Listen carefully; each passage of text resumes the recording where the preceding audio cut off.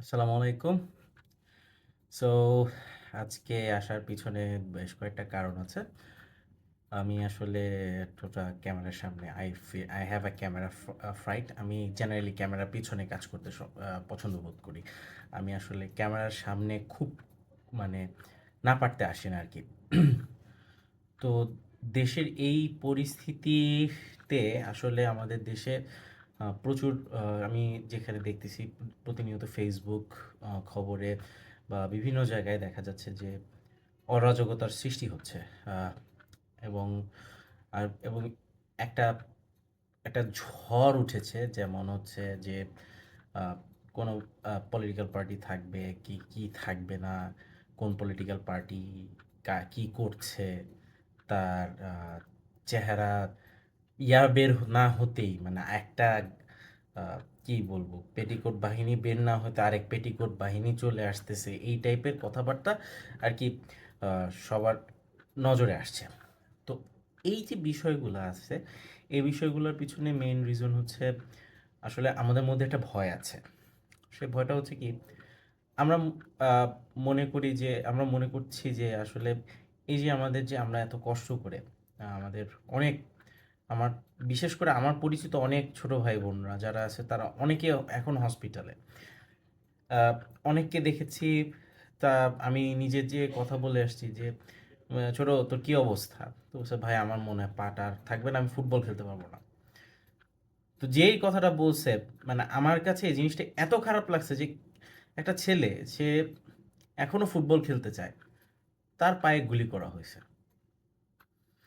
এবং এই যে জিনিসগুলো করা হয়েছে, এই জিনিসগুলো করার ফলে যে হয়েছে, বাংলাদেশের মধ্যে একটা আনস্টেবল সিচুয়েশন তৈরি হয়েছে। আর আমরা তো সাদ্দামের স্ক্রিনশট সবাই দেখছি যে মুখ দিয়ে গালি দিতে দিলে আমার ফেসবুক এটা 18+ চলে যাবে, তাই গালিটা দিচ্ছি না। সে বলতেছে যে যা পারিস ভাইঙ্গা চুরে চলে যা, আমরা নাই তো কি যে দেশ থাকবে না। এ ধরনের স্টুপিড কথাবার্তা আমি আমার লাইফে সত্যি কথা বলতে শুনিনি। মানে কিরকম কথা, যে আমি থাকবো না তো কেউ থাকবে না, এই ধরনের যে একটা কথাবার্তা, এই ধরনের কথাবার্তা কেন হবে? এবং দেখা যাচ্ছে যে সংখ্যালঘুদের উপর প্রচুর অত্যাচার চলতেছে। কিভাবে চলতেছে? তারা একটু বিচ্ছিন্ন বিচ্ছিন্ন, যেমন দেখা যাচ্ছে যে আমাদের আহ, এলাকার মধ্যে, তা একটা এলাকার মধ্যে সবাই হিন্দু, তারা তাদের লাইফ লিড করতেছে, তারা অবশ্যই রিজার্ভ থাকে, কারণ আমাদের দেশে মানুষের একটা খুব বাজে স্বভাব আছে। তারা হচ্ছে এই যে যারা হচ্ছে সংখ্যালঘু আছে, আমি তাদের সংখ্যালঘু বলতে চাচ্ছি না, আসলে সত্যিকার অর্থে ভিন্ন ধর্মের বাঙালি, এদের এই টার্মটা ইউজ করতে চাচ্ছি। আমি সংখ্যালঘু ইউজ করবো না। এই যে মানুষগুলোকে তারা হচ্ছে টার্গেট করতেছে।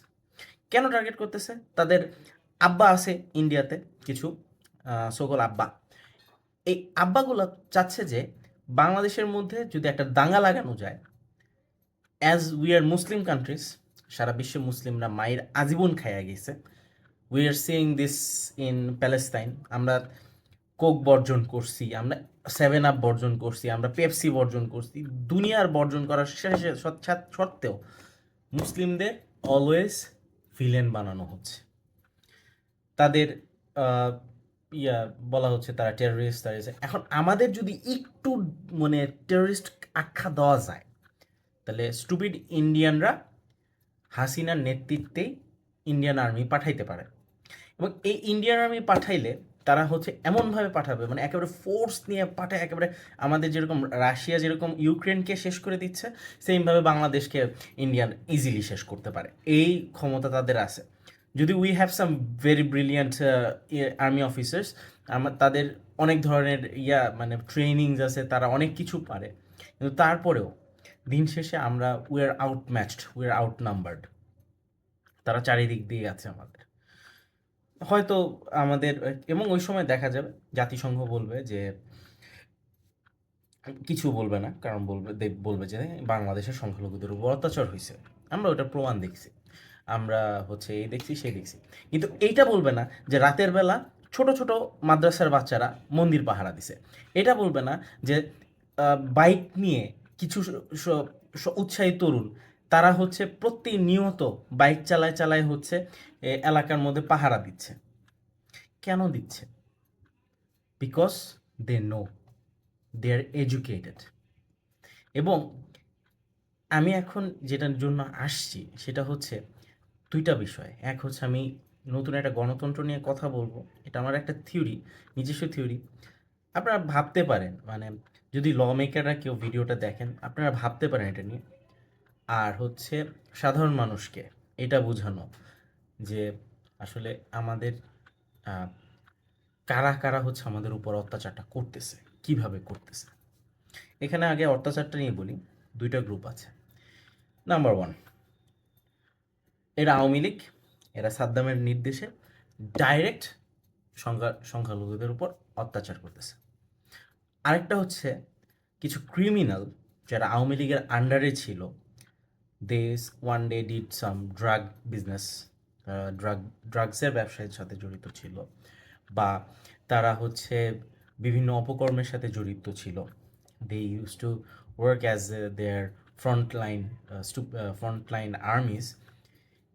এরকম মানুষগুলা হচ্ছে এই অ্যাটাকগুলো করতেছে। ছাত্রলীগের লাভ কি? ছাত্রলীগের লাভ হচ্ছে যদি বাংলাদেশে দাঙ্গা আসে, দাঙ্গা চলে, হিন্দুদের উপর অত্যাচার চলে, এতে ওদের কোনো সমস্যা নেই। সমস্যা নেই এই কারণে তাহলে হাসিনাকে আবার মোদি সরকার এনে আমাদের গদিতে বসাবে। আচ্ছা, এইবার আসি হচ্ছে সেকেন্ড পার্টি। এখন হচ্ছে কি, এই যে যত দিন যাচ্ছে এই হাসিনা বাহিনীরা তত দমে যাচ্ছে। কারণ তারা বুঝতেছে আর পারতেছি না ভাই, আমাদের বুলেটও শেষ, আমাদের গায়ের জোরও শেষ, আমরা এখন পুকুর তলে পলায় থাকি। এখন আরেকটা বাহিনী বলছে এই তো সুযোগ, মন্দিরের মধ্যে মা দুর্গার গলার মধ্যে সোনার হার থাকে, অনেক দামি দামি শাড়ি পরানো থাকে, তারপর হচ্ছে কি দান বক্সে প্রচুর টাকা পয়সা থাকে। আবার হিন্দু বাড়িতে হচ্ছে হিন্দুরা সাধারণত ব্যাংকে তারা টাকা পয়সা রাখে, বাট তাদের যে অর্নামেন্টসগুলো, হিন্দুরা কিন্তু প্রচুর অর্নামেন্টস বিয়ের সময় ইউজ করে। আমি এটা আমাদের কালচারের থেকে মানে আমাদের যে বাঙালি সংস্কৃতি এখানেই ইয়ে আছে যে এবং এই জিনিসটা মুসলমানদের মধ্যেও আছে যে কয় ভরি স্বর্ণ দিল তোরে। এই যে কথাটা, এই কথাটা আসছে ওইখান থেকে যে হিন্দুরা কিন্তু প্রচুর স্বর্ণ নেয়, এবং এই স্বর্ণগুলা তারা খুব কম মানুষ হচ্ছে ভল্টে রাখছে, নিজেদের কাছেই রাখছে, কারণ তারা এই স্বর্ণ পরে ঘুরতে যায়। ইটস আ ব্লিং, মানে স্বর্ণ তো একটা ব্লিং, একটা ইয়ে। তারপর হচ্ছে অনেকে হচ্ছে পৈতা পরে, এটাও অনেকে স্বর্ণের তৈরিই পরে। So they have gold on them. তারপর তাদের কাছে কাঁচা পয়সাও থাকে, ভালো পরিমাণে কাঁচা পয়সাও থাকে।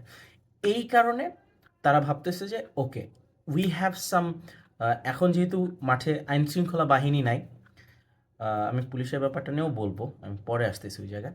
যেহেতু মাঠে আইন শৃঙ্খলা বাহিনী নাই, আর্মির সংখ্যা কম, আর্মিরা আমি জানি এটা মানে আমাদের জন্য হচ্ছে একটু কষ্টকর, এবং রিয়েলিটি হচ্ছে এটা, আমাদের আর্মিরা অনেক চেষ্টা করতেছে কিন্তু দে আর ওভারওয়েলমড। এবং আপনি জানেন কি না জানি না, আমি হচ্ছে আমার এক ফ্রেন্ডের সাথে কথা বলছি, সে আমাকে বলছে যে আহ, আমাদের দেশে হচ্ছে যখন হচ্ছে আর্মিরা ইয়া করে, তখন হচ্ছে আমাদের দেশে আর্মিরা যেটা করে সেটা হচ্ছে যখন তাদেরকে ফোন দেওয়া হয় তখন তারা ধরতে পারতেছে না। কারণটা কি? আওয়ামী লীগেরই কিছু মানুষজন আছে তারা চোরাগুপ্তা ফোন দিচ্ছে, ফোন দিয়ে বলতেছে হ্যাঁ আমাদের ওই জায়গায় প্রচণ্ড অ্যাটাক হচ্ছে, আর্মিরা দৌড়ায় যাচ্ছে, যায় দেখতেছে কিছুই নেই। বা হচ্ছে ফেসবুকে সে লাইভ করতেছে যে দেখা যাচ্ছে যে একজনের বাসার মধ্যে প্রচুর পরিমাণে ভাঙচুর, এটার জন্য বিএনপি দেয়। সত্য কথা, আওয়ামী লীগদের বাসায় এখন যদি আপনি ভাঙচুর করেন সেটারে ভিডিও করে চালাই দিতে পারে যে এটা হচ্ছে ইয়াদের হিন্দু বাড়ি পোড়াই দিছে।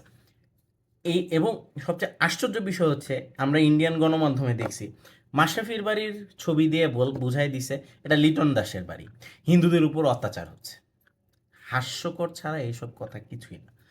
তো যেটা বলতেছিলাম, যখন হচ্ছে এরকম টাইপের জিনিসগুলো দেখতেছে যে একটা জায়গায় আগুন ধরাইয়া বলতেছে যে এখানে আছে, অথবা অনেক ক্ষেত্রে করে কি তারা হচ্ছে অনেক পুরনো কোনো একটা ছবি 1995 সালে হয়তো কোনো এক ফটোগ্রাফার সে হচ্ছে কোনো একটা জ্বলন্ত বাড়ির ছবি তুলছে, সেই ছবি স্টক ইমেজ থেকে নামায় সে হচ্ছে ফেসবুকে পোস্ট দিয়ে বলতেছে আমাদের এখানে ভেঙে গেছে। এবং কত যে গলা কাটা মা দুর্গার ছবি আছে এবং এটা আমাদের দেশেরও না, এগুলা চালাই দিতেছে আমাদের দেশের নামে।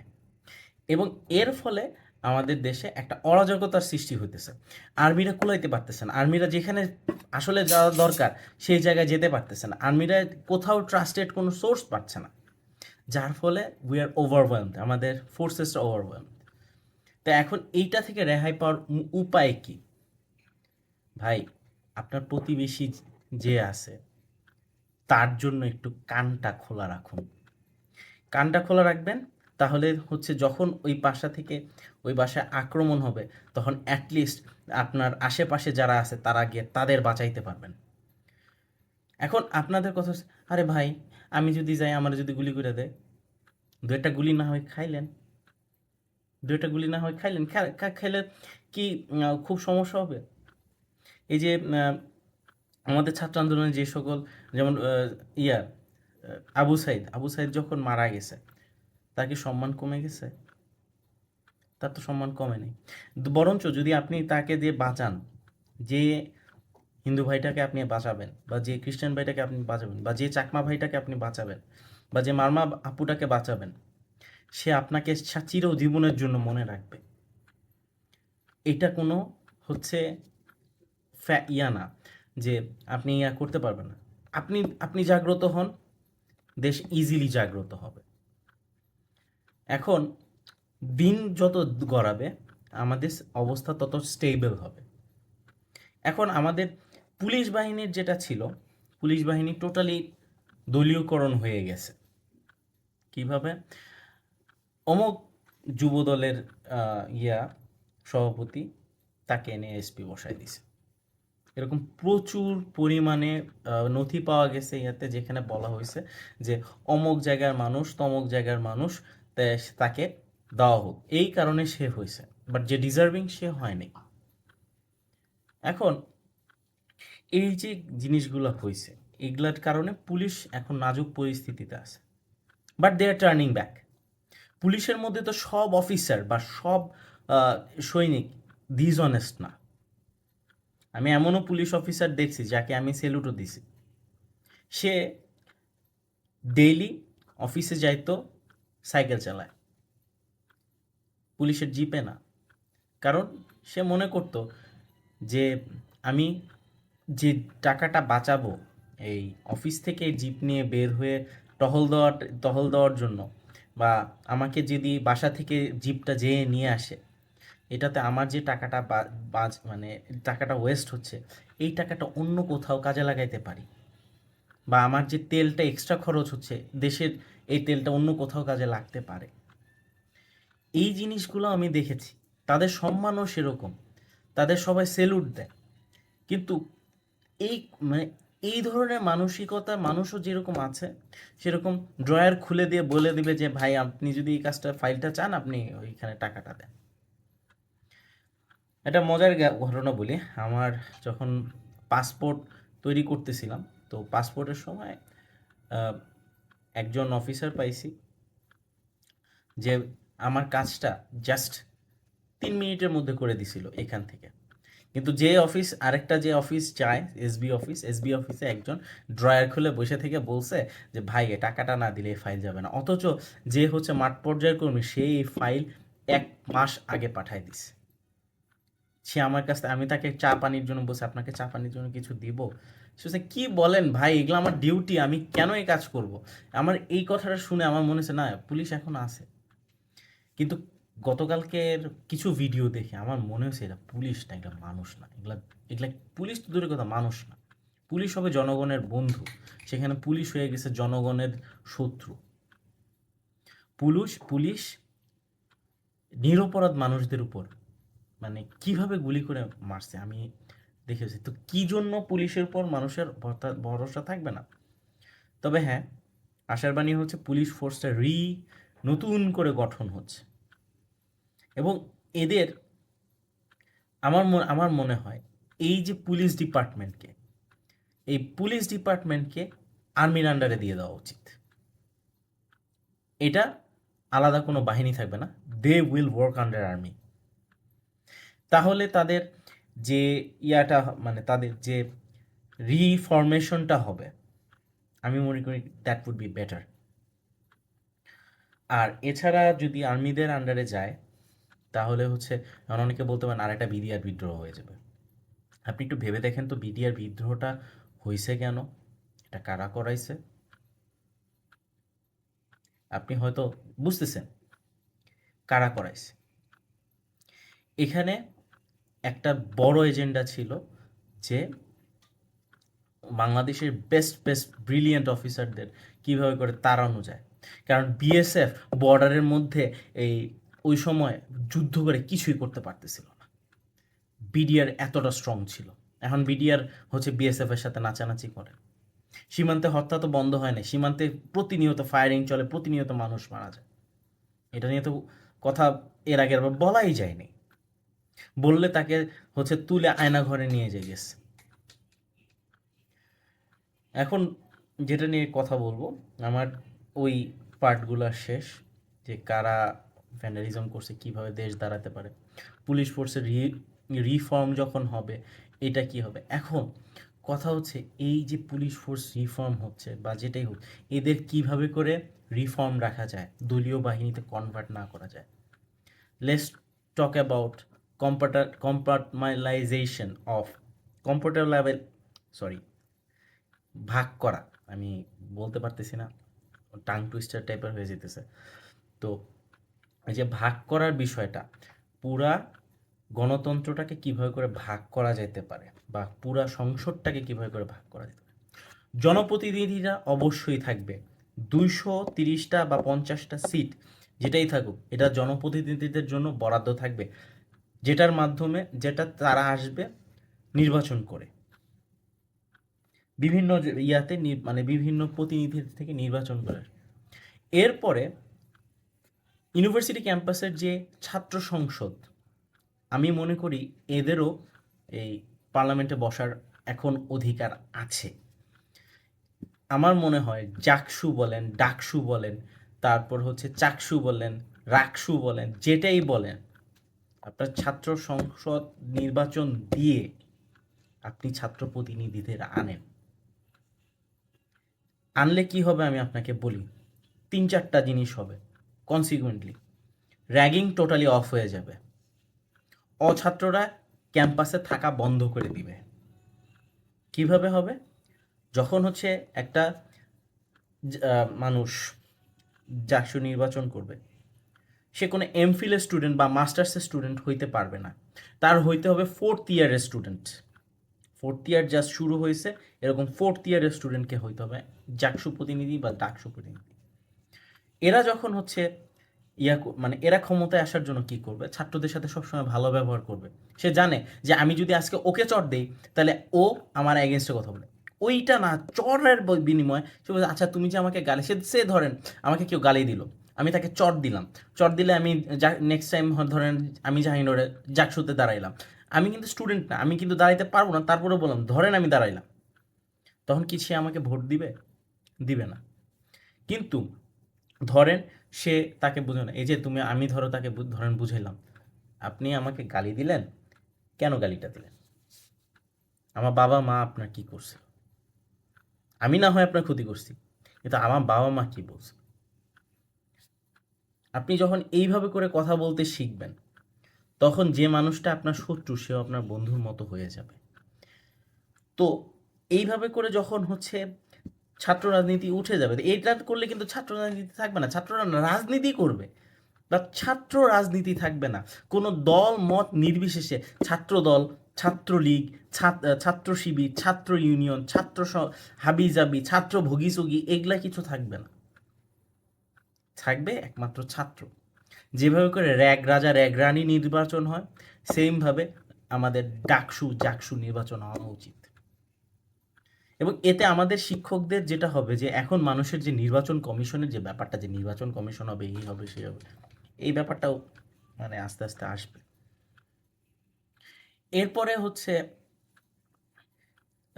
ইউনিভার্সিটির যে নিয়োগের সিস্টেমটা, এটা টোটালি চেঞ্জ করতে হবে।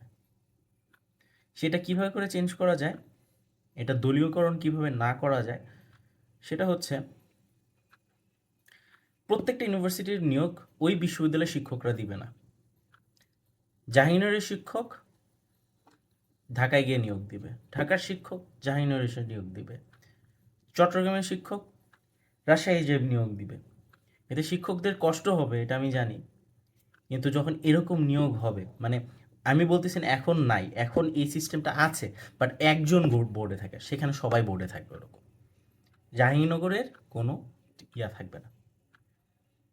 আবার এখন প্রশ্ন আসতে পারে, তাহলে হচ্ছে তো ঢাকা ইউনিভার্সিটি তো ঢাকা ইউনিভার্সিটি টানবে, রাজশাহী তো রাজশাহী টানবে, তাহলে তো হইল না।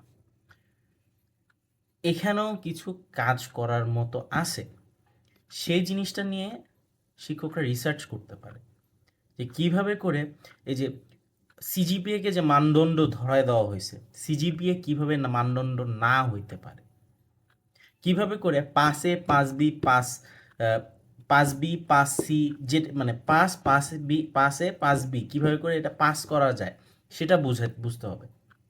নাম্বারিং সিস্টেম থেকে আমাদের বের হয়ে আসতে হবে, 10-এ 9 পাইছে না 10-এ 8 পাইছে, এই জিনিসটা আমাদের হবে না।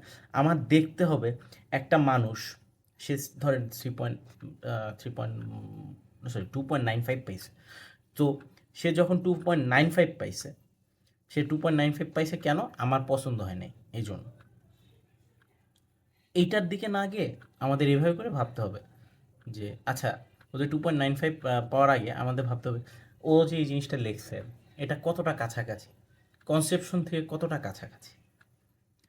ধরেন আপনি বুঝাচ্ছেন যে আহ, কিভাবে করে হচ্ছে ইংলিশ পড়াতে হয়, ইংরেজি শিক্ষকের বড় অভাব, তো এই জন্য বলছি ধরেন একটু পড়াতে, আমি কি তাকে বুঝাবো যে, আমি কি তাকে শিখাবো যে কিভাবে করে হচ্ছে টেন্স কি, টেন্সিয়া কি, এটা কি একজন শিক্ষকের জানা উচিত না?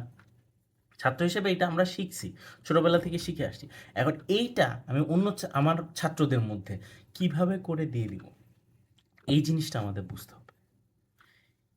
এইভাবে করে আগাতে হবে, প্রত্যেকটা জিনিসের আমাদের আস্তে আস্তে রিসার্চ করে করে আগাতে হবে।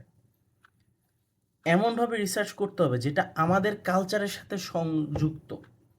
বাইরের একটা জিনিস দেখছি, বাইরে এক্সপ্রেসওয়ে দেখছি, বাইরে নতুন শিক্ষা এক ব্যবস্থা দেখছি, তাই বলে যে এটা বাংলাদেশে ফ্রুটফুল হবে, that's not the case. Bangladesh mould হওয়ার দরকার নাই, বাংলাদেশকে মোল্ড করে জিনিসটা বানানো উচিত, বাংলাদেশের উপায় বুঝে বানানো উচিত। এখন এইভাবে যদি হয় যে কিছু সিট এটা ছাত্র সংসদের জন্য বই থাকবে সংসদে, এটা হলে বাংলাদেশ অনেক আগায় যাবে। বিশেষত তারা যখন পয়েন্ট আউট করবে শিক্ষার ক্ষেত্রে এই সমস্যা আমরা ফেস করতেছি, আমাদের বিশ্ববিদ্যালয়ের এই ফান্ডিং হচ্ছে না, এতে দেখা যাবে কি রিসার্চগুলো বেড়ে যাবে। আমাদের দেশে যখন আমাদের দেশের জন্য রিসার্চ হবে, আমাদের দেশও অনেক আপলিফট হবে। এবং দেখা যাবে যে যেমন হচ্ছে আমি দেখছি এমআইএসটির বাচ্চাগুলা অনেক মানে অনেক মানে যে ছেলেটা মারা গেল ইয়ামিন, ও আর ড্রোনে কাজ করতো, যে ড্রোন কিভাবে করে বানানো যায়, ড্রোন কিভাবে করা যায়। আপনি কল্পনা করতেছেন আমাদের দেশি প্রযুক্তিতে ড্রোন, এমনও তো হইতে পারে তা আমাদের স্টুডেন্টরা সুপারসনিক ড্রোন বানায় ফেলছে, এতে আমাদের কোটি কোটি টাকা খরচ করে ফাইটার জেট কিনা লাগবে না, আমাদের পাইলটদের মরতে হবে না, পাইলটরা ড্রোন চালাবে, ড্রোন চালায় একেবারে উড়াই দিবে। এখন সেটার জন্য কি করতে হবে, সেটার জন্য হচ্ছে আমাদের জিনিসগুলো হচ্ছে কাজে লাগাতে হবে, আমাদের রিসোর্সেসগুলো কাজে লাগাতে হবে, রিসোর্সেস কাজে লাগছে না। এখন আমাদের দেশের যে মানে যারা হচ্ছে ছাত্র নেতা, আমি আসলে তাদের মানে মেধা দেখে আসলে মানে আসলে পাগল হয়ে গেছি যে আমরাও এতটা মেধাবী ছিলাম না।